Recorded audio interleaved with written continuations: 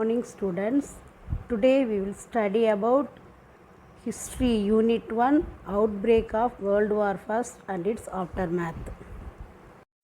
Introduction.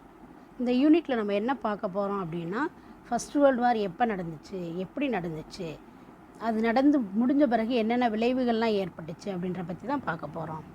What happen touring 17th, 18th, 19th century, அதாவது 17, 18, 10ஆம் நூற்றாண்டில் என்ன ஏற்பட்டுச்சு பாருங்கள். 1789 ஃப்ரெஞ்சு ரெவல்யூஷன் ஏற்பட்டுச்சு. American revolution 1765 to 1783, scientific revolution 1700s, industrial revolution வந்து 1820 to 1840. 1914 is a turning point in world history. The political and social processes that began in 1789 culminated in the First World War that broke out in that year and decisively shaped the course of the 20th century. அதான் 1914 வந்து world ஹிஸ்ட்ரியிலே ஒரு turning பாயிண்ட்டுன்னு சொல்கிறோம். ஏன் அப்படின்னு பார்த்தீங்கன்னா, இந்த 1789 ஏற்பட்ட political and social processes, அதாவது அரசியல் சமூக செயல்பாடுகள் தான் 1914 ஏற்பட்ட ஃபஸ்ட்டு வேர்ல்டு வாரில் வந்து ரொம்ப கிளைமேக்ஸ். அதுதான் வேர்ல்டு வாரில் உச்சத்தை அடைஞ்சு 20th centuryயில் வந்து ஃபுல்லாக ஷேப்பே மாற்றிருச்சு.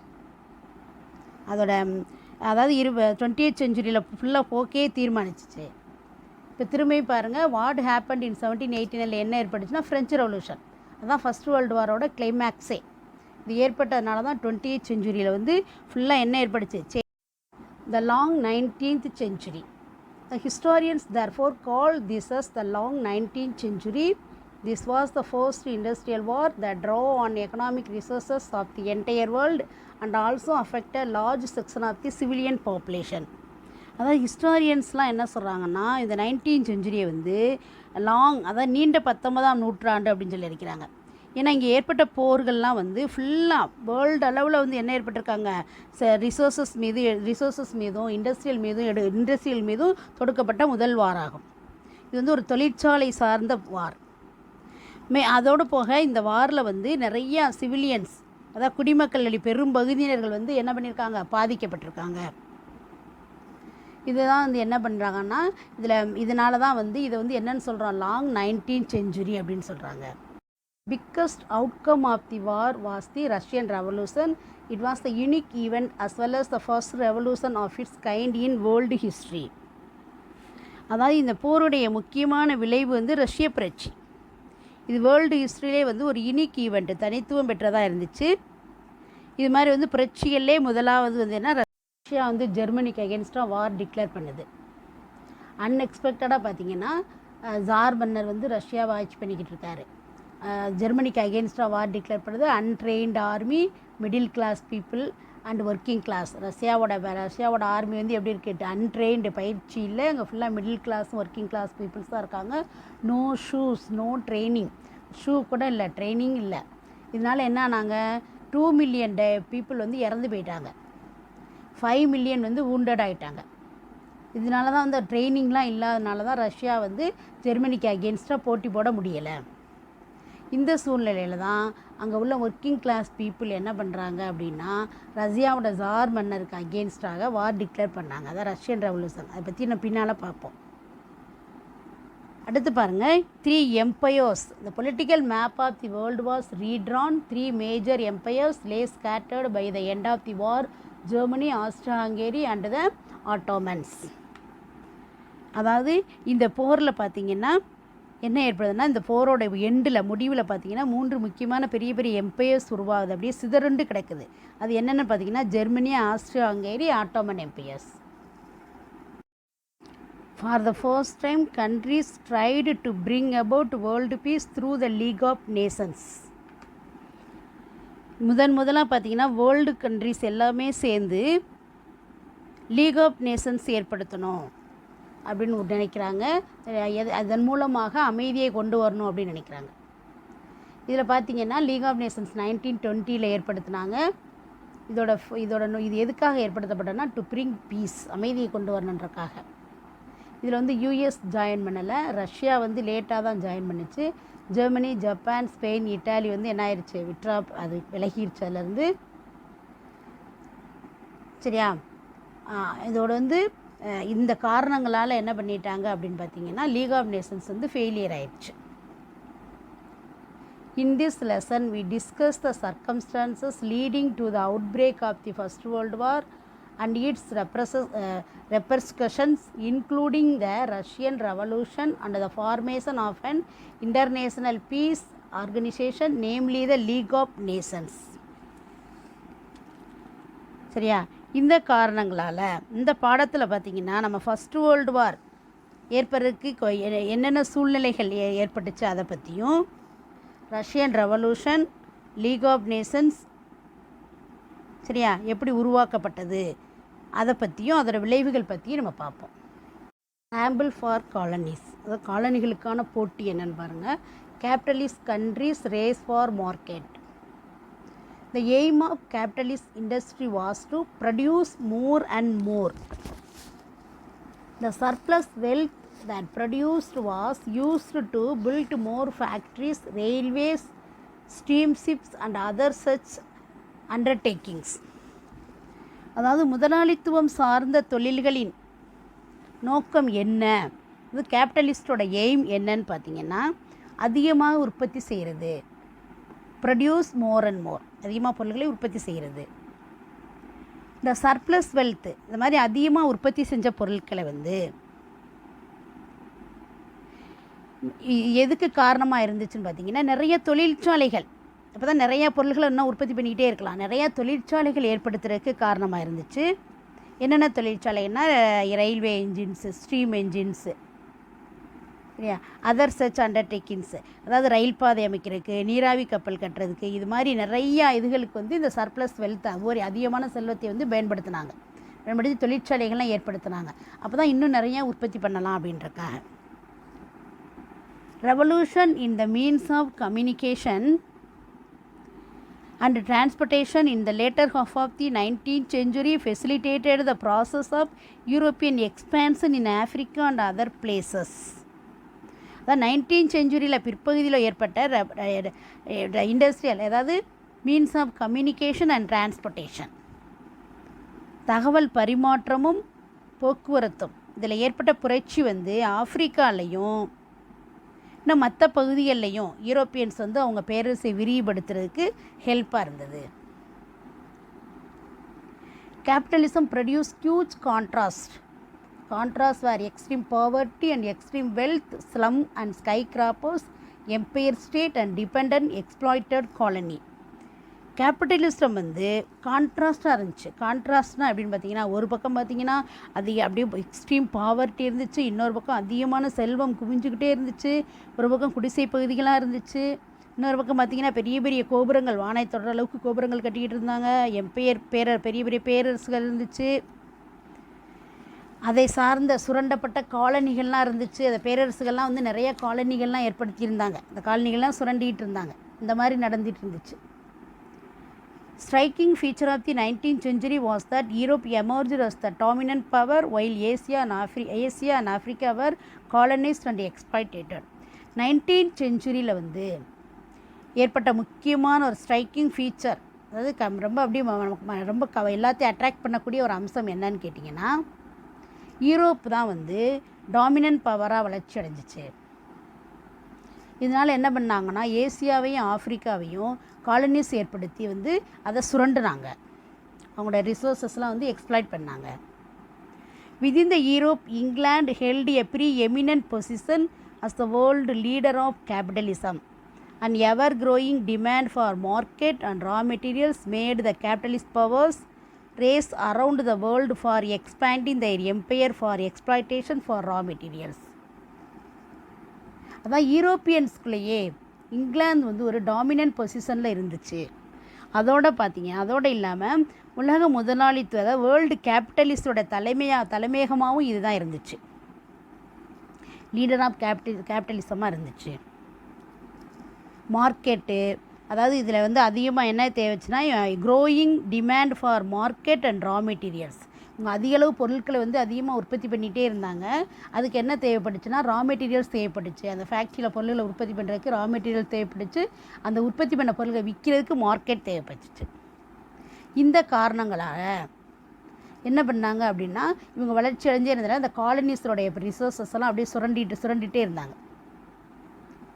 இதுக்காக அவங்க என்ன பண்ணாங்க, அந்த காலனிஸ் வேணும், நம்மளுக்கு ரிசோர்ஸ் மார்க்கெட் வேணும், ரா மெட்டீரியல்ஸ் வேணும். இதுக்காக என்ன பண்ண ஆரம்பித்தாங்கன்னா, அந்த காலனிஸஸ்லாம் கொஞ்சம் கொஞ்சமாக சுரண்டணும், அங்கெல்லாம் ரிசோர்ஸஸ்லாம் நம்ம எடுத்துக்கிறோன்றக்காண்டி அவங்க பேரரசை வந்து விரிவுபடுத்திக்கிட்டே போனாங்க.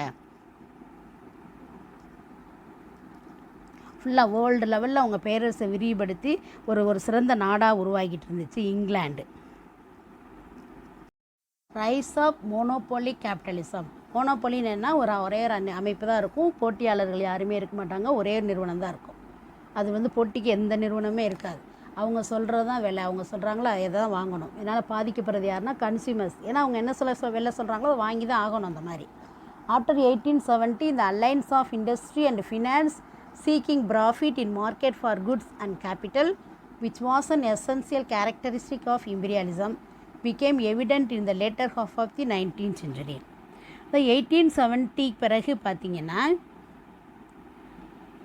இந்த ஏகாதிபத்தியோட ஒரு முக்கியமான பண்புக்கூறுகளான தொழில், நிதி, அதாவது இந்த இண்டஸ்ட்ரி, ஃபினான்ஸ் ரெண்டுமே சேர்ந்து என்ன பண்ணாங்கன்னா, இந்த மார்க்கெட்டில் தங்களுடைய பொருட்கள் மற்றும் அந்த லாபதனத்து மூலதனம் கேபிட்டல், குட்ஸ் அண்ட் கேபிட்டலுக்கான லாபத்தை தேடணும், அதிகமான லாபம் வேணும், லாபத்தை வந்து தேட ஆரம்பித்தாங்க.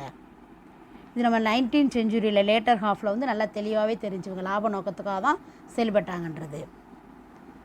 The old ideas of free trade collapsed. There were trusts in the USA and cartels group in Germany. These powerful companies and corporations dominated governments.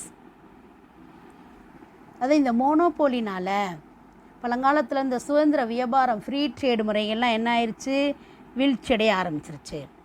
இப்போ நாளடைவில் இவங்க என்ன பண்ண ஆரம்பித்தாங்கன்னா, ஒரு கூட்டு நிறுவனங்களாக செயல்பட ஆரம்பித்தாங்க. இப்படி தான் அமெரிக்காவில் வந்து ட்ரஸ்ட் அப்படின்ற நிறுவனமும், ஜெர்மனியில் வந்து கார்டல் அப்படின்ற பேர்லேயும் இவங்க ஒரு கூட்டு ஆர்கனைசேஷனாக செயல்பட ஆரம்பித்தாங்க. இந்த கூட்டு நிறுவனங்கள் வந்து என்ன பண்ணாங்கன்னா, இவங்க அதிகமாக லாபம் சம்பாரித்து அதிகமாக ரொம்ப நிறைய ரிசோர்ஸஸ்லாம் வச்சு, கவர்மெண்ட்டை விட அதிகமாக என்ன பண்ணாங்க, நிறைய இதெல்லாம் வச்சுருந்ததுனால, ரிசோர்ஸஸ்லாம் வச்சுருந்தால இவங்க கவர்மெண்ட்டையே டாமினேட் பண்ண ஆரம்பித்தாங்க. Trust and a கார்டல். ட்ரஸ்ட்னா என்ன, கார்டல்னா என்னென்னு பார்ப்போம். Trust is an industrial organisation engaged in the production or distribution of any commodity. The trust would possess adequate control over the supply and price of that commodity to its own advantage. ட்ரஸ்ட்ன்றது ஒரு கூட்டு நிறுவனம். அப்படின்னா என்னென்னா, பொருட்களை உற்பத்தி செய்து விநியோகம் பண்ணக்கூடிய நிறுவனங்கள் எல்லாம் இதில் வந்து ஒரு சேர்ந்த ஒரு அமைப்பு, ஒரு தொழில்சார் நிறுவனம் தான் ட்ரஸ்ட்டு. அதாவது பொருட்களை உற்பத்தி செய்து விநியோகம் பண்ணக்கூடியது. இவங்க என்ன பண்ணுவாங்கன்னா, இவங்களுக்கு லாபம் தரக்கூடிய வகையில் அந்த பொருட்களை வந்து பொருட்களுக்கு விலை வச்சு, இவங்களுக்கு அதிகமாக அவங்க லாபம் தரக்கூடிய வகையில் பொருட்களுக்கு விலை நிர்ணயித்து அந்த பொருட்களை என்னென்ன சப்ளை பண்ணக்கூடிய நிறுவனங்கள். இவங்க கண்ட்ரோலில் தான் வச்சுக்கிட்டாங்க, என்ன விலை வைக்கிறது, எப்படி பொருட்களை உற்பத்தி பண்ணுறது எல்லாமே இந்த ட்ரஸ்ட்டு தான் அவங்க கண்ட்ரோலில் வச்சுக்கிட்டாங்க. அடுத்து பாருங்கள், கார்டல். The term cartel refers to an association based upon a contractual agreement between enterprises in the same field of business. The objective was to exercise a monopolistic influence on the market. The cartel அப்படின்றது என்னென்னா, ஒரே மாதிரி வியாபாரம் செய்யக்கூடிய நிறுவனங்களுக்கிட்ட வந்து ஏற்பட்ட ஒரு contract பேஸில் ஏற்படக்கூடிய ஒப்பந்தம், agreement.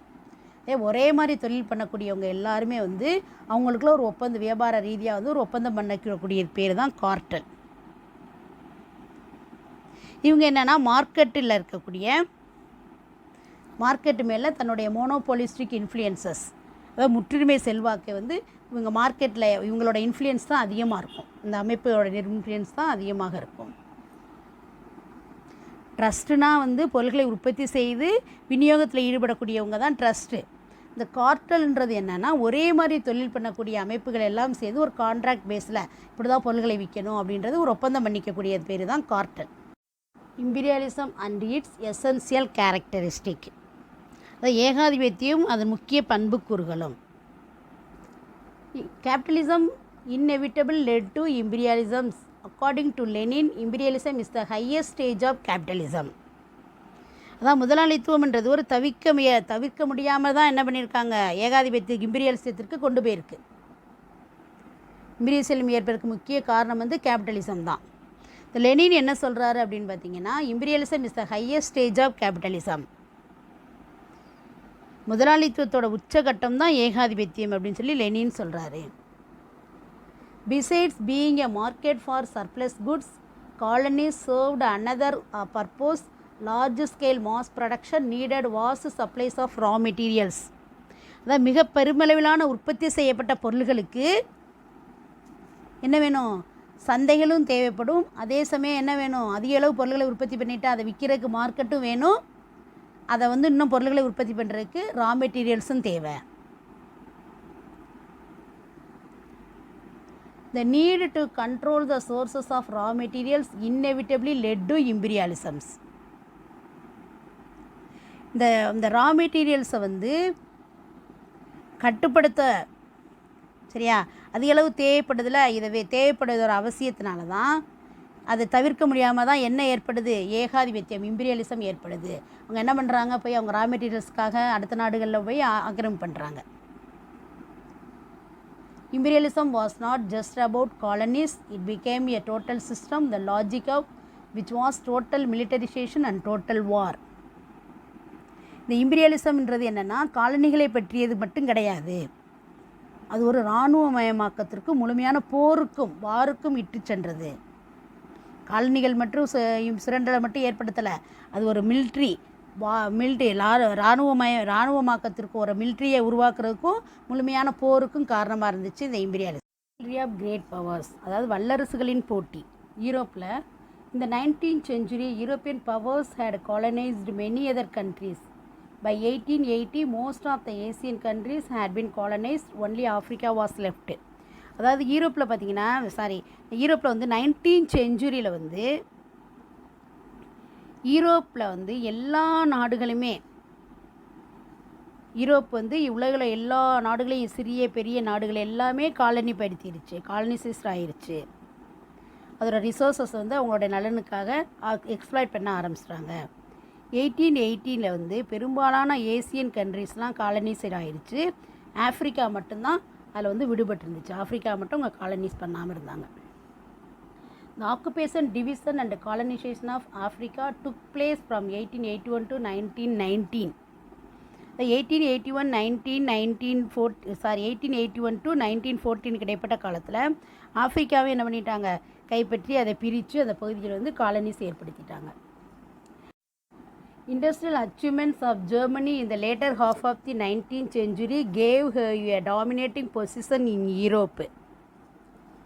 But when Germany came on the scene of the avenue of exploitation were limited as the world was largely occupied by the other imperialist powers. அதாவது 19th century லேட்டர் பகுதியில் வந்து இண்டஸ்ட்ரி வந்து தொழில்துறையில் நிறையா சாதனைகள் பண்ணியிருந்துச்சு.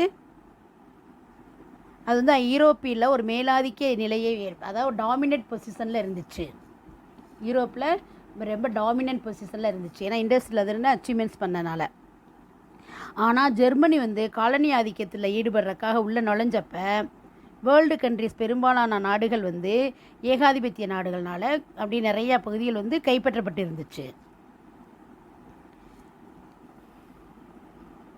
As there was nowhere else to expand, the imperialist powers tried to grab others' possessions. After 1870, England, France, Belgium, Italy and Germany joined in the scramble for colonies. இப்போ விரிவாக்கம் செய்கிறதுக்கு வெற்றிடங்கள் இல்லாதனால, ஏன்னா ஆல்ரெடி எல்லா நாடுகளுமே இதை கைப்பற்றிடுச்சு. இந்த ஏகாதிபதிய சக்திகள்லாம் என்ன பண்ணாங்கன்னா, தங்களுக்குள்ளே வந்து அடுத்த நாட்டுக்கு சொந்தமான பகுதியில் வந்து கைப்பற்ற ஆரம்பித்தாங்க. யூரோப்பில் 1870க்கு பிறகு England, France, Belgium, Italy, German எல்லா நாடுகள்லாம் வந்து இந்த காலனி ஆதிக்க போட்டியில் வந்து ஈடுபட்டாங்க. கிளாஸஸ் அமாங் கிரேட் பவர்ஸ், இந்த வல்லரசுகளுக்கிடையே வந்து எப்படி மோதல்கள் ஏற்பட்டுச்சு அப்படின்னு பார்த்தீங்கன்னா, despite the lead in industrial growth and the control of a vast empire, England was not satisfied. அதாவது தொழில்துறையில் முதன்மை இடத்துல இருந்தாலுமே பறந்து விரிந்த பேரரசை வந்து கட்டுப்படுத்தக்கூடிய அளவுக்கு அதுகளுக்கு இங்கிலாந்துக்கு வந்து ஒரு கெப்பாசிட்டி இருந்தாலுமே அதுக்கு மனநிறைவு ஏற்படலை. England was in competition with Germany and the United States, which were producing cheaper manufactured goods and thus capturing England's market. அதாவது இந்த ரஷ்யா ஜெர்மனிலாம் என்ன பண்ணாங்க அப்படின்னு பார்த்தீங்கன்னா, அமெரிக்கா ஜெர்மனிலாம் என்ன பண்ணாங்கன்னா, அவங்களுடைய பொருள்களை, விலை மலிவான பொருள்களை வந்து யூரோப்பியன் மார்க்கெட்டில் விற்க ஆரம்பித்தாங்க. இதனால் இங்கிலாந்து வந்து ஜெர்மனியோடையும் அமெரிக்காவோடையும் போட்டி போடுற நிலமையில் இருந்துச்சு. இந்த நாடுகளுக்கிடையான இந்த போட்டி வந்து ஏசியாவில், ஆஃப்ரிக்காவில், யூரோப்பில் வல்லரசுகளே அடிக்கடி மோதல்கள் ஏற்பட காரணமாக இருந்துச்சு.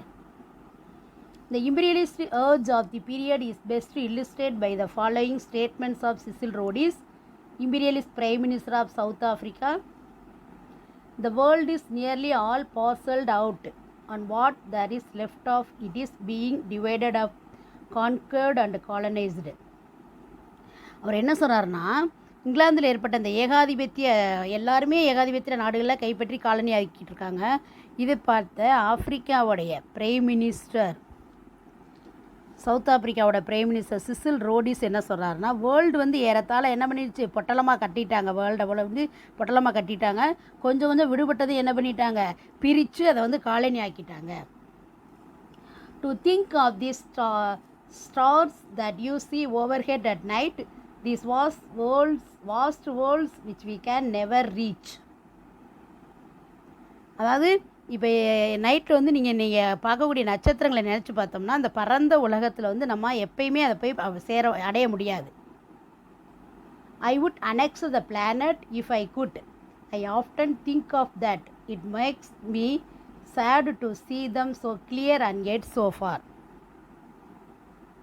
என்னால் முடிஞ்சால் அந்த பிளானட்டையாவது காப்பாற்றுவேன், இதை காப்பாற்றணும் அப்படின்றத நான் அடிக்கடி நினச்சி பார்க்குறேன். ஆனால் அது வந்து ரொம்ப தெளிவாகவும் அதே சமயத்தில் ரொம்ப தூரத்தில் இருக்கிறதுனால அதை பார்க்கல எனக்கு துக்கம் ஏற்படுது அப்படின்னு சொல்கிறார். The rise of Japan. ஏசியாலேயே ஜப்பானோட வளர்ச்சி எப்படி இருக்குன்னு பாருங்கள். In Asia Japan during this period Meiji era from 1867 to 1912, imitating Western nations had become their equal in many respects. அதாவது ஏசியாவிலே பாருங்கள், ஜப்பான் மெய்ஜி பீரியடில் 1867 to 1912 பீரியடில் பார்த்திங்கன்னா வெஸ்டர்ன் கண்ட்ரீஸை பின்பற்றி பல துறைகளில் வந்து என்னது, வெஸ்டர்ன் கண்ட்ரீஸ்க்கு நிகராக வந்து மாறிக்கிட்டு வருது. தொழில்துறையில் வந்து சிறந்த நாடாகவும் அதே சமயத்தில் ஒரு ஏகாதிபத்திய சக்தியாகவும் மாறிக்கிட்டு இருக்கு Japan. Though the outlook of the rulers still remained feudal, Japan took to Western education and machinery. With a modern army and navy, Japan had emerged as an advanced industrialized power. அங்குள்ள அரசர்கள் எல்லாமே வந்து நிலமானிய சிந்தனைகளை கொண்டிருந்தாலுமே Japan வந்து மேலை நாட்டு western எஜுகேஷனையும் அங்குள்ள தொழில்நுட்பத்தையும் ஏற்றுக்கிருச்சு. மாடர்ன் ஆர்மி, நேவி, இது மூலமாக வந்து தொழில்துறையில் ஒரு முன்னோடி நாடாக ஜப்பான் வளர்ச்சி அடைஞ்சது. Japanese aggression. An imperialist aggression also Japan followed the Europe. In 1894, she forced a war on China. The crushing defeat of China by Little Japan in the Sino-Japanese War surprised the world. 1894 பார்த்தீங்கன்னா Japan வந்து China மேலே ஒரு வலுக்கட்டாயமாக ஒரு போரை தொடுக்குது. இது வந்து சீனோ Japanese வார்னு சொல்கிறாங்க. இது எப்போ நடக்குதுன்னா 1894 to 95. இந்த வாரில் வந்து ஜப்பான் வந்து சைனாவை வந்து வெற்றி பெற்றுச்சு, தோல்வியடைய செஞ்சிருச்சு. இது பார்த்தீங்கன்னா வேர்ல்டு நாடுகள் எல்லாமே, ஏன்னா சைனா வந்து ஒரு குட்டி நாடு, ஜப்பான் வந்து சைனா வந்து மிகப்பெரிய நாடு, ஜப்பான் வந்து ஒரு குட்டி நாடு, ஒரு சின்ன நாடு இவ்வளோ பெரிய நாடை தோற்கடிச்சிச்சு அப்படின்னு சொல்லி எல்லா நாடுகளுமே வந்து ரொம்ப ஆச்சரியமாக பார்க்குறாங்க. Despite the warning of three great powers, Russia, Germany and France, Japan annexed the Liaotung Peninsula with Port Arthur. By this action, Japan proved that it was the strongest nation of the East Asia. இது வந்து Japan வந்து ஜெயிச்சது மற்ற நாடுகள்லாம் வந்து விரும்பலை. அதனால் என்ன பண்ணுறாங்கன்னா, இந்த 3 கிரேட் பவர்ஸ் ரஷ்யா, ஜெர்மனி, ஃப்ரான்ஸ்லாம் வந்து நீங்கள் எந்த பகுதியும் கைப்பற்றக்கூடாதுன்னு சொல்கிறாங்க. அவங்களோட எச்சரிக்கையை மீறி ஜப்பான் வந்து சைனா பக்கத்தில் உள்ள லியாட்டுங் பெனின்சுலாவும் போர்ட் ஆர்த்தரையும் கைப்பற்றிடுச்சு. இதன் மூலமாக வந்து ஈஸ்ட் ஏசியாவிலே வந்து ஸ்ட்ராங்கஸ்ட் நேஷன் அப்படின்றத ஜப்பான் ப்ரூவ் பண்ணிடுச்சு. Japan, however, in view of the pressure mounted by European powers, soon gave up its claim over Port Arthur. Russia took advantage of this and sent a large army to Manchuria. இன்னும் Japan வந்து இந்த European powers கொண்டு அப்படி மேலே கொடுத்துக்கிட்டு இருந்த pressure காரணமாக Japan வந்து இந்த போர்ட் ஆர்த்தர் துறைமுகத்தோட தன்னுடைய உரிமையை வந்து விட்டு கொடுத்துருச்சு. இந்த தாக்குதலை வந்து ரஷ்யா தனக்கு சாதகமாக பயன்படுத்திக்கிட்டு மஞ்சூரியாக்குள்ள வந்து அதை கைப்பற்றுறதுக்காக ஒரு ஆர்மியை அனுப்பிச்சு. Japan entered to an alliance with England in 1902 and demanded that Russia withdraw troops from Manchuria. Russia underestimated Japan. In 1904, the war began between two countries. In this Russo-Japanese war, Japan defeated Russia and got back Port Arthur. After this war, Japan entered the charmed circle of the great powers. அதாவது Japan என்ன நினைக்குதுன்னா, Japan வந்து அடுத்து இங்கிலாண்டோட ஒரு உடன்படிக்கை sign பண்ணுது 1902. அதன்படி Japan இங்கிலாண்டை சொல்லுது, அந்த உடன்படிக்கையின் மூலமாக ரஷ்யா வந்து மஞ்சூரியாவிலேருந்து அதோட ட்ரூப்ஸை விட்ரா பண்ணணும் அப்படின்னாங்க. ஏன்னா ரஷ்யா என்ன நினைக்குது, நம்மளுக்கு பயந்துக்கிட்டு தான் ஜப்பான் சொல்லுது போலன்னு சொல்லி ரொம்ப குறைவாக மதிப்பிடுது. இதனால் ஜப்பானுக்கும் ரஷ்யாவுக்கும் ஒரு வார் நடக்குது 1904. இது ரூசோ ஜாப்பனீஸ் வார் இதுக்கு பேர். ஜப்பான் வந்து ரஷ்யாவை டிஃபீட் பண்ணிவிட்டு அந்த போர்ட் ஆர்த்தர் பகுதியை திரும்பியும் அது வாங்கிக்கிடுச்சு. இந்த வாருக்கு பிறகு Japan entered the charmed circle of the great powers. அதாவது ஜப்பான் வந்து வல்லரசுகளின் அந்த கூட்டணியில் நுழைஞ்சது. ஜப்பானும் ஒரு நாடாயிருச்சு. Strong arm diplomacy of Japan. ஜப்பானோட வலிமையான அரசியல் விவேகம் என்னன்னு பாருங்கள். After 1905, Japan took control of Korean domestic and foreign policy. The assassination of a prominent Japanese diplomat provided the excuse in 1910 for Japan's annexation of Korea. அதாவது 1905 பிறகு கொரியாவுடைய domestic internal policy எல்லாத்துலேயுமே Japan தான் கண்ட்ரோலில் தான் வச்சுருந்துச்சு. ஜப்பானுடைய ஒரு டிப்ளமேட் ஒருத்தரை வந்து courier இளைஞர் ஒரு கொரியாக்காரங்களால் கொல்லப்பட்டார், ஜப்பானுடைய தூதரக அதிகாரி. இதன் காரணமாக 1910 கொரியாவை Japan இணைச்சிக்கிருச்சு. The confusion in China following the downfall of the Manchu dynasty in 1912 provided Japan an opportunity for further expansion. அடுத்து சைனாவில் பார்த்திங்கன்னா 1912 மஞ்சு அரசர் வந்து வீழ்ச்சி அடைஞ்சிருச்சு. இதை தொடர்ந்து ஜப்பான் என்ன பண்ணுச்சுன்னா, இன்னும் சைனாவுக்குள்ளே போய் நம்ம பகுதியை விரிவடைக்கிறதுக்கு ஒரு நல்ல சான்ஸ் கிடச்சிருக்கு அப்படின்னு சொல்லி எதிர்பார்த்துட்டு இருந்துச்சு. Japan now demanded not only the transfer of German rights in Shantung to Japan and the recognition of Japanese hold over Manchuria, but the appointment of Japanese advisors to the Chinese government. The strong armed diplomacy aroused the hostility of both China and the European powers. சைனாவில் வந்து சான்டுங் பகுதி மேலே Germany கொண்டிருந்த இன்ஃப்ளூயன்ஸை வந்து தனக்கு மாற்றி கொடுக்கணும் அப்படின்னு சொல்லி ஜப்பான் கேட்டுச்சு. அதோடு இல்லாமல் 2 ஜப்பானிய ஆலோசகர்களை வந்து சீன அரசாங்கம் அவங்க பதவியில் வச்சுக்கிறணும் அப்படின்ற கோரிக்கையும் வச்சாங்க. இதை வந்து என்னது, ஜப்பான் சீனாவோடையும் ஐரோப்பிய நாடுகளோடையும் பகை, இதனால் வந்து ஜப்பான் சைனாவோடையும் ஐரோப்பிய நாடுகளோடையும் பகை ஏற்படுற காரணமாயிருச்சு. ஆனாலும் ஜப்பானை எதிர்க்கக்கூடிய நிலையில் வந்து யாருமே இல்லை. காலனியலைசேஷன் அண்ட் இட்ஸ் ஃபால் அவுட். 1876 பார்த்தீங்கன்னா barely 10% of Africa was under European rule. By 1900, practically the whole of Africa was colonized. Britain, France and Belgium had divided the continent between them, leaving the few areas for Germany and Italy. 1876 வந்து ஆஃப்ரிக்காவோடைய 10% மட்டும்தான் ஐரோப்பாவோட ஆட்சியின் கீழே இருந்துச்சு. But 1900 வந்து ஆஃப்ரிக்காவோட மொத்த பகுதியுமே இவங்க Europeans colony ஆக்கிட்டாங்க. England, France, Belgium இந்த நாடுகள்லாம் வந்து இந்த காண்டினெண்ட்டை வந்து தங்களுக்குள்ளே பகிர்ந்துக்கிட்டாங்க, டிவைட் பண்ணிக்கிட்டாங்க. ஒரு சில இடங்கள் மட்டும்தான் ஜெர்மனிக்கும் இத்தாலிக்கும் கொடுத்தாங்க. Britain, France, Russia and Germany also establish sphere of influence in China. அப்புறம் பிரிட்டன், ஃப்ரான்ஸ், ரஷ்யா, ஜெர்மனியெல்லாம் சைனா மேலேயும் தன்னுடைய இன்ஃப்ளூயன்ஸை பயன்படுத்தி அதை பகிர்ந்துக்கிட்டாங்க. Japan took over Korea and Taiwan. France conquered Indochina, Malaysia, Burma, Thailand, Cambodia and Vietnam.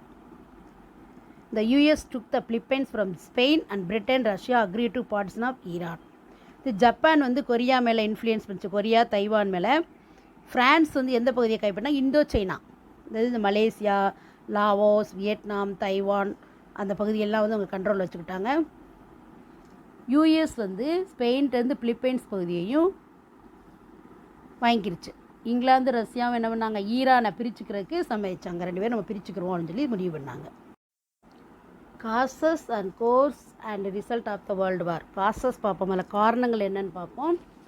European alliance and counter alliance in 1000, அதாவது யூரோப்பியன்ஸோடைய அணிகளின் சேர்க்கைகளும் எதிரணி சேர்க்கைகளும். In 1900, 5 of the European great powers were divided into 2 armed camps. அதாவது European powers வந்து இது என்ன ஆயிடுச்சுன்னா 2 கேம்பாக பிரிஞ்சிருச்சு. 5 நாடுகள் 2 கேம்பாக பிரிஞ்சிருச்சு. ஒன்று வந்து ட்ரிபிள் அலையன்ஸு, இன்னொன்று ட்ரிபிள் என்டென்டி அப்படின்னு சொல்லிட்டு. One camp consist of the central powers Germany, Austria Hungary and Italy. ஒன்று வந்து என்னென்னா சென்ட்ரல் பவர்ஸ், அதாவது மைய நாடுகள் Germany, Austria Hungary and Italy. Under the guidance of Bismarck தலைமையில் வந்து இவங்க என்ன பண்ணுறாங்கன்னா ட்ரிபிள் அலையன்ஸ் ஃபார்ம் பண்ணுறாங்க 1882. இது ஒரு கேம்ப்பு. இன்னொரு கேம்ப் பாருங்கள். The Anglo Japanese alliance prompted France to seek an alliance with Britain to resolve colonial dispute over Morocco and Egypt. அதாவது பிரிட்டனுக்கும் ஜப்பானுக்கும் ஏற்பட்ட ட்ரீட்டியை வந்து ஃப்ரான்ஸ் பயன்படுத்திட்டு இங்கிலாந்தோட உடன்படிக்கை வச்சுக்கிடுவோம். எதனால்? இதன் மூலமாக என்ன பண்ணலாம்னா மொராக்கோ மேலே தன்னுடைய அதோட பிரச்சனைகள் வந்து தீர்த்துக்கொள்ள முடியும் அப்படின்னு நினச்சிச்சு. இதனால் இவங்க 2 பேரும் வந்து 2 பேரும் நட்புறவு நாடாகிட்டாங்க 1904. In returning for letting the French have a free hand in Morocco, France agreed to recognize the British occupation of Egypt. அதாவது மொராக்கோவில் ஃப்ரான்ஸை சுதந்திரமாக செயல்பட வந்து பிரிட்டன் அனுமதிச்சதுனால ஈஜிப்டை பிரிட்டன் கைப்பற்றினதை ஃப்ரான்ஸ் அங்கீகாரம் பண்ணிருச்சு. 2 பேரும் மியூச்சுவலாக ஒத்துக்கிட்டாங்க. Britain subsequently reached an agreement with Russia over Persia, Afghanistan and Tibet. அடுத்து பெர்ஷியா, அதாவது modern Iran, Persia, Afghanistan, Tibet இந்த நாடுகளோட இது தொடர்பாக ரஷ்யாவோட இங்கிலாந்து ஒரு ஒப்பந்தம் பண்ணிக்கிறது.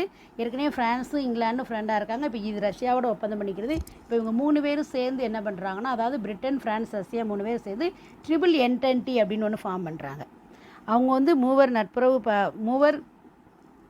நட்புறவுன்னு 3 ட்ரிபிள் அலையன்ஸ் ஃபார்ம் பண்ணாங்க. இவங்க வந்து மூவர் கூட்டுறவு அப்படின்னு சொல்லி ட்ரிபிள் என்டென்டின்ற ஃபார்ம் பண்ணுறாங்க. இப்போ 2 கேம்ப், 2 எதிரெதிர் நாடுகள் உருவாயிருச்சு. Violent forms of nationalisms. With the growth of nationalism, the attitude of my country, right or wrong, I support it, developed. Right or wrong, I support it, developed. The love for one country demanded hatred for another country. அதாவது தேசப்பற்று அதிவிதியமான தேசப்பற்று வளர்ச்சி அடைஞ்சதுனால என்னோட நாடு சரியோ தவறோ நான் அதை என்ன செய்வேன், ஆதரிப்பேன் அப்படின்ற மனப்பாங்கு மக்களிடையே வளர ஆரம்பிச்சிருச்சு. ஒரு நாட்டோடைய மீதான நாட்டுப்பற்று வந்து மற்ற நாடை வெறுக்கக்கூடிய அளவுக்கு போயிடுச்சு. உங்களுடைய நாட்டுப்பற்று பாருங்கள், இங்கிலாண்டோட ஜிங்கோயிசம் ஆரவாரமான நாட்டுப்பற்று, ஃப்ரான்ஸ் வந்து சோவினிசம் வெறி கொண்ட நாட்டுப்பற்று, ஜெர்மனியோட கல்ச்சர், இது 3மே வந்து இதான் வந்து உங்களுடைய தேசிய பற்று. இது 3மே எதுக்கு காரணமாக இருந்துச்சுன்னா decisively to the outbreak of war, போர் வெடிப்புறதுக்கு ஒரு முக்கிய காரணமாக இருந்துச்சு. Aggressive attitude of German emperor.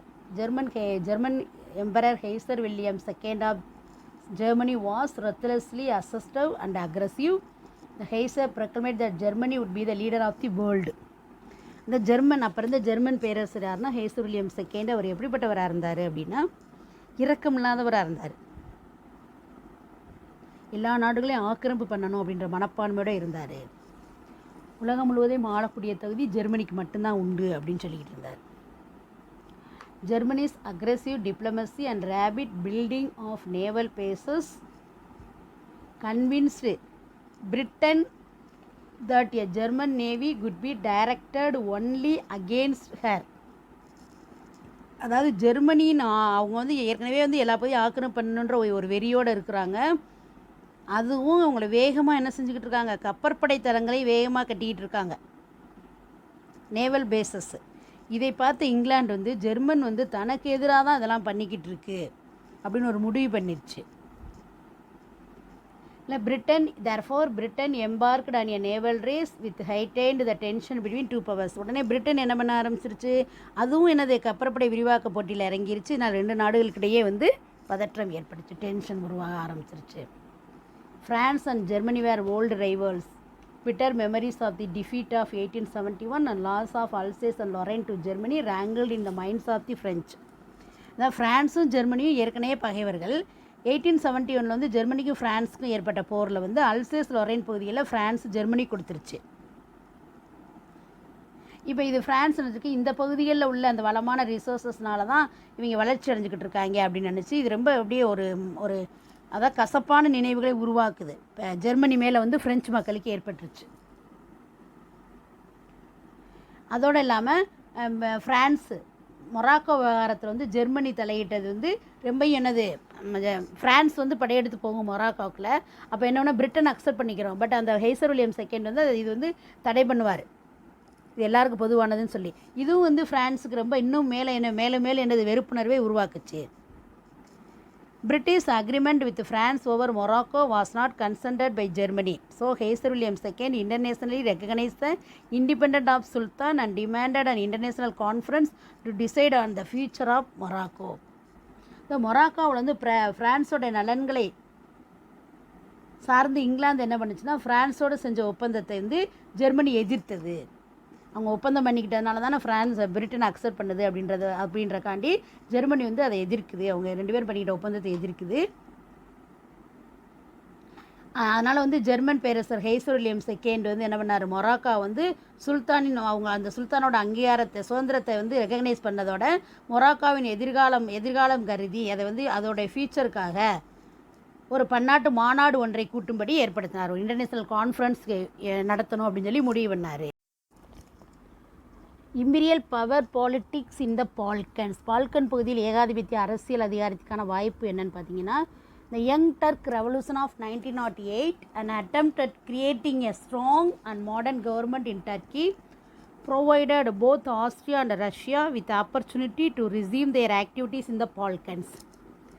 1908 வந்து டர்க்கியில் ஒரு வலுவான ஸ்ட்ராங்கான அரசை உருவாக்கணும் அப்படி அதோட முயற்சியாக யங் டர்க் ரெவல்யூஷன் ஏற்படுது. இது வந்து ஆஸ்திரியாவுக்கும் ரஷ்யாவுக்கும் வந்து பால்கன் பகுதியில் வந்து தங்களுடைய ஆக்டிவிட்டீஸ் தொடங்குறதுக்கான ஒரு வாய்ப்பை ஏற்படுத்துச்சு. அது அவங்களோட நடவடிக்கையை தொடர்றதுக்கு ஒரு காரணமாக இருந்துச்சு. யாருன்னா ஆஸ்திரியாவும் ரஷ்யாவும். எந்த பேரில் பால்கன் பகுதியில். பால்கன் ஸ்டேட்ஸ் என்னென்னு பாருங்கள். Bosnia, Serbia, Bulgaria, Macedonia, Croatia and Slovenia. Balkan states பாருங்கள். என்னது இதான் வந்து Balkan states.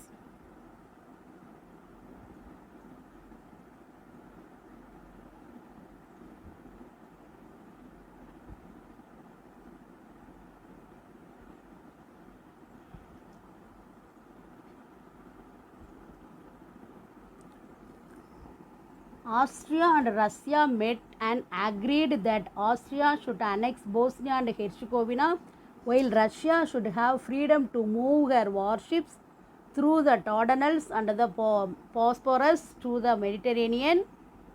Soon after this, Austria announced the annexation of Bosnia and Herzegovina. இது சம்பந்தமாக ஆஸ்திரியாவும் ரஷ்யாவும் சந்தித்து பேசுகிறாங்க. அதன்படி என்ன செய்கிறாங்கன்னா, பாஸ்னியா ஹெர்சிகோனியா அந்த ரெண்டையும் ஆஸ்திரியா இணைச்சிக்கிறதும், ரஷ்யா வந்து தன்னுடைய போர்க்கப்பல வார்ஷிப்ஸ் வந்து சுதந்திரமாக டார்டனல்ஸ் போர்சரஸ் துறைமுகங்கள் வழியாக மெடிட்டரேனியன் சி பக்கத்தில் கொண்டு போகலாம் அப்படின்னு சொல்லி 2 பேரும் ஒப்பந்தம் பண்ணிக்கிறாங்க. எப்படின்னா போஸ்னியாவையும் ஹெர்சிகோவினாவையும் ஆஸ்திரியா அனெக்ஸ் பண்ணிக்கிறது. ரஷ்யா வந்து தன்னுடைய போர்க்கப்பல்களை வந்து அந்த மெடிட்டரேனியன் சி வழியாக டார்டனல்ஸ் போர்சரஸ் துறைமுகங்கள் வழியாக வந்து மெடிட்டரேனியன் சி பகுதிக்கு கொண்டு போகலாம் அப்படின்னு சொல்லி ஒப்பந்தம் பண்ணுறாங்க. இதை தொடர்ந்து போஸ்னியாவும் ஹெர்சிகோவினாவையும் தான் அணைச்சிக்கிட்டதாக ஆஸ்திரியா அறிவிச்சிருச்சு. Austria's action aroused intense opposition from Serbia. Germany have Austria firm support. அதாவது ஆஸ்திரியா இந்த அறிவிப்பு நாங்கள் இதை இணைச்சிக்கிட்டோன்னு அறிவிப்பு பண்ணனால அங்கே செர்பியன் பீப்புள்ஸ் அதிகமாக இருக்காங்க. இதனால் செர்பியா வந்து என்ன செய்யுது, தீவிரமாக எதிர்க்குது. இது தொடர்பாக ஜெர்மனி வந்து ஆஸ்திரியாவுக்கு ஒரு ஹெல்ப் பண்ணுது, சப்போர்ட் பண்ணுது. Germany went to the extent of promising that if Austria invaded Serbia and in consequence Russia helped Serbia, Germany would come to Austria's assistance. The enmity between Austria and Serbia led to the outbreak of war in 1914. இந்த Austria வந்து Serbia மீது படையெடுக்கும்போது செர்பியாவுக்கு Russia help பண்ணாங்கன்னா, ரஷ்யாவும் ஜெர்மனியும் opposite கண்ட்ரீஸில், உடனே Germany என்ன சொல்லிடுச்சுன்னா, செர்பியாவுக்கு Russia help பண்ணால் ஆஸ்திரியாவுக்கு சப்போர்ட்டாக நானும் என்ன செய்வேன், வாரில் இறங்குவேன் அப்படின்னு சொல்லிட்டாங்க. இந்த ஆஸ்திரியாவுக்கும் செர்பியாவுக்கு இடையில நடந்த போர் தான் வந்து ஃபர்ஸ்ட் வேர்ல்டு வாருக்கு வந்து ஏற்படுறதுக்கு முக்கிய காரணம். பால்கன் வார்ஸ், அதாவது பால்கன் போர்கள். Turkey was a powerful country in the south west of Europe in the first half of the 18th century. அதாவது இப்போ 18th century முதல் பகுதியில் வந்து சவுத் வெஸ்ட் யூரோப்லேயே டர்க்கி தான் வலிமை வாய்ந்த நாடாக இருந்துச்சு. Ottoman Empire extended over the Balkans and across Hungary to Poland. The empire contained many non-Turkish people in the Balkans. அதன் பேரரசு வந்து பால்கன் பகுதியிலையும் ஹங்கேரியிலையும் குறுக்காக போலந்து வரையிலையும் பரவி இருந்துச்சு. டர்க்கிஷ் பேரரசில் வந்து பால்கன் பகுதிகளில் பல துருக்கியர் அல்லாத மக்களையும், பால்கன் பகுதியில் நிறையா நான் துர்க்கிஷ் பீப்புள்ஸும் இருந்தாங்க, துருக்கியர் அல்லாதவங்க நிறையா பேர் இருந்தாங்க. Both the Turks and their subject of different nationalities in the Balkans indulged in the most frightful massacre and atrocities. அதாவது இந்த பால்கன் பகுதியில் வந்து துருக்கியரும் துருக்கியர் இல்லாத பல்வேறு தேசிய இனங்களும் இருந்த மக்களும் அவங்க என்ன பண்ணிட்டாங்க, ஒருத்தருக்கு ஒருத்தர் பயங்கரமான படுகொலையில் அப்படியே கொலை பண்ணுறது, ஒருத்தர் ஒருத்தர் அட்டுழியங்கள்லாம் பண்ண ஆரம்பித்தாங்க. This Armenian genocide is a frightful example. அதாவது ஆர்மீனிய இனப்படுகொலைகள் வந்து இதற்கு ஒரு பயங்கரமான எடுத்துக்காட்டு.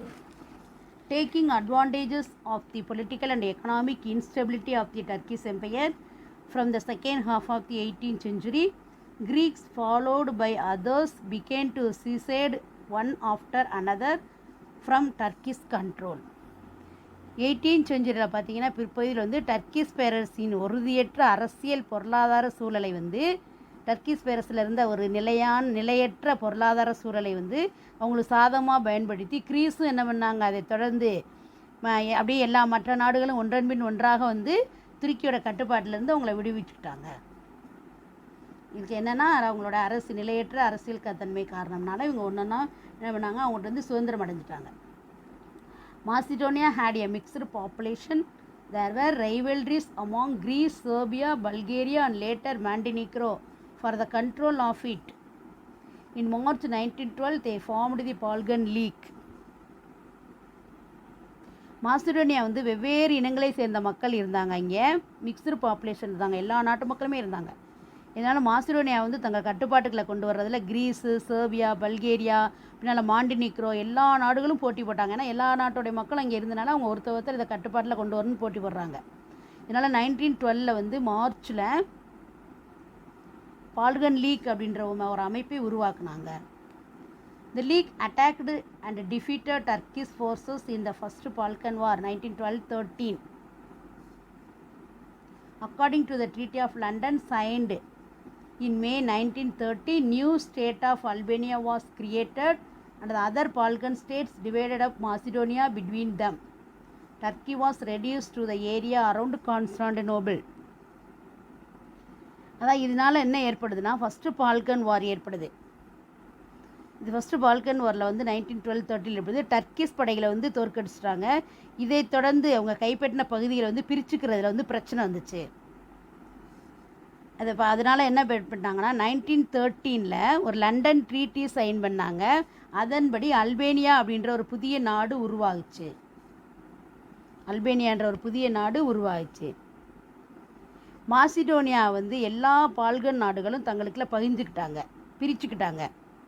துருக்கி வந்து கான்ஸ்டாண்டினோபிளை சுற்றியுள்ள பகுதிகளை மட்டுமே கொண்ட அரசாக வந்து அதை சுருக்கிட்டாங்க. அதில் மட்டும்தான் ஆட்சி பண்ணணும், வேறு பகுதியில் அவங்க உரிமை இல்லைன்னு சொல்லி தடுத்துட்டாங்க. The division of Macedonia, however, did not satisfy Bulgaria. Bulgaria attacked Serbia and Greece, but Bulgaria was easily defeated. Second Balkan War ended with the signing of Treaty of Bucharest in August 1913. இருந்தாலும் மாசிடோனியாவை பிரிச்சுக்கிறதுல செர்பியாவும் கிரீஸையும் Bulgaria attack பண்ணிடுச்சு. ஆனால் Bulgaria வந்து ஈஸியாக வந்து தோற்கடிச்சிட்டாங்க. 2 பேரும் சேர்ந்து அதை தோற்கடிச்சிட்டாங்க. 1913 ஆகஸ்ட்டில் வந்து ஒரு ட்ரீட்டி சைன் பண்ணுறாங்க. செகண்ட் பால்கன் வார் முடிஞ்சிருச்சு. என்ன ட்ரீட்னா புகாரெஸ்ட். இமீடியட் காஸ், உடனடி காரணம். The climax of this event in the Balkan occurred in Sarajevo in Bosnia on 28 June 1914. Archduke Franz Ferdinand, nephew and heir to Franz Joseph, Emperor of Austria-Hungary, was assassinated by Prince of Bosnia Serb. அதாவது உடனடி காரணம் என்னன்னு பார்த்தீங்கன்னா, பால்கனில் நடந்த இந்த நிகழ்ச்சியோட உச்சகட்டம் என்னன்னு பார்த்தீங்கன்னா, போஸ்னியாவில் சராஜுவா என்ற இடத்துல நடந்த நிகழ்ச்சி தான். அது எப்போ நடந்துச்சு? 1914 ஜூன் 28 பார்த்தா அந்த பேரரசோடைய மகன் ஆஸ்திரியா ஹங்கேரி பேரரசான பிரின்ஸ் ஜோசப்போட மைத்துனரும் அவர் பேர்னா ஃப்ரான்ஸ் பெர்டினாண்டு. அவர் வந்து என்ன பண்ணிட்டான்னா, போஸ்னியாவுடைய சர்ப் வந்து அவரை கொலை பண்ணிட்டான். யாரன்னா Francis Ferdinand. Austria saw in this an opportunity to eliminate Serbia as an independent state. Germany thought that it should strike first. It declared war on Russia on 1st August. Germany had no quarrel with France, but because of the Franco-Russian alliance, the German army, which was planning a war against both France and Russia, wanted to use the occasion to this advantage. German violation of Belgian neutrality forced Britain to enter war. Austria வந்து என்ன நினைக்கினா, செர்பியாவை attack பண்ணுறதுக்கு இது ஒரு வாய்ப்பாக நினச்சிட்ருக்கு. ஏன்னா Serbia இளைஞன் தானே அவங்கள கொன்னான். செர்பியாவுக்கு ஆதரவாக சப்போர்ட்டுக்கு ரஷ்யா படைகளை வந்து திரட்டுது. செர்பியாவுக்காக ஆதரவாக ரஷ்யா படைகளை திரட்டுது அப்படின்ற ஒரு வதந்தி பரவுறனால ஜெர்மனி என்ன பண்ணுறாங்கன்னா, நாமளே வந்து என்ன பண்ணிடுவோம், ஃபஸ்ட்டு ஆஸ்திரியாவுக்கு சப்போர்ட்டாக அட்டாக் பண்ணிடுவோம் அப்படின்னு சொல்லி முடிவு செஞ்சிச்சு. இதனால் ஆகஸ்ட் மாதம் வந்து ஆகஸ்ட் ஃபஸ்ட் அன்னைக்கு ஜெர்மனி ரஷ்யாவுக்கு எதிராக போர் அறிவிப்பு செஞ்சிச்சு. வார் டிக்ளேர் பண்ணிருச்சு ரஷ்யாவுக்கு அகெயின்ஸ்டாக. ஏன்னா செர்பியாவுக்கு சப்போர்ட்டாக ரஷ்யா வரப்போகுது அப்படின்னு தெரிஞ்சு ஜெர்மனி ஆஸ்திரியாவுக்கு சப்போர்ட்டாக முன்னாலே வார் டிக்ளேர் பண்ணிருச்சு. ஜெர்மனிக்கும் ஃப்ரான்ஸுக்கும் பிரச்சனைகள் எதுவுமே இல்லை, முடிஞ்சிருச்சு அப்படின்னாலுமே ஃப்ரான்ஸுக்கும் ரஷ்யாவும் ஏற்கனவே வந்து கூட்டணி நாடு. இதனால் ஜெர்மனி, ஃப்ரான்ஸ், ரஷ்யா இந்த ரெண்டு நாடுகளுக்கும் ஜெர்மனி என்ன பண்ணுதுன்னா, ஃப்ரான்ஸ், ரஷ்யா ரெண்டு நாடுகளுக்கு எதிராக வார் டிக்ளேர் பண்ணணும் அப்படின்னு பிளான் பண்ணியிருக்கு. ஜெர்மனியும் ரஷ்யாவும் நட்பு நாடுகளே. இதனால் ஜெர்மனி என்ன பண்ணுது, ரஷ்யாவுக்கும் ஃப்ரான்ஸுக்கும் சப்போர்ட்டாக வந்து அகெயின்ஸ்டாக என்ன செய்வோம், ரெண்டு நாடுகளுக்கு அகெயின்ஸ்டாக வார் டிக்ளேர் பண்ணுவோம் அப்படின்னு சொல்லி முடிவு பண்ணிருச்சு. அதுபோக இந்த சிச்சுவேஷனை வந்து தனக்கு சாதகமாக பயன்படுத்திக்கிறதுக்காக ஜெர்மனி விரும்பிச்சு. அதனால் பெல்ஜியத்தின் நியூட்ரலிட்டி, அதாவது பெல்ஜியோட நடுநிலைமையை மதிக்காது, அது வந்து நியூட்ரலிட்டியாக இருக்குது, அதை மதிக்காமல் ஜெர்மனி என்ன பண்ணிடுச்சுன்னா அதை அட்டாக் பண்ணிடுச்சு. இதனால் என்ன பண்ணிட்டாங்க, இங்கிலாந்தும் இந்த போரில் வந்து ஈடுபடுறது கட்டாயமாயிடுச்சு. சரியா? பெல்ஜியத்தையும் என்ன பண்ணாங்க, அதோட நியூட்ரலிட்டியை, அது வந்து நடுநிலை நாடாக இருந்துச்சு, அதை மதிக்காமல் ஜெர்மனி வந்து பெல்ஜியத்து மேலே அட்டாக் பண்ணனால பிரிட்டன் வந்து இந்த வார். ஓகே ஸ்டூடெண்ட்ஸ், வீடியோவை கவனமாக வாட்ச் பண்ணுங்கள். இப்போ காசஸ் முடிஞ்சிருச்சு. கோர்ஸ் ஆஃப் த வார் வந்து நெக்ஸ்ட் கிளாஸில் பார்ப்போம். ஓகேயா? We will meet on the next class.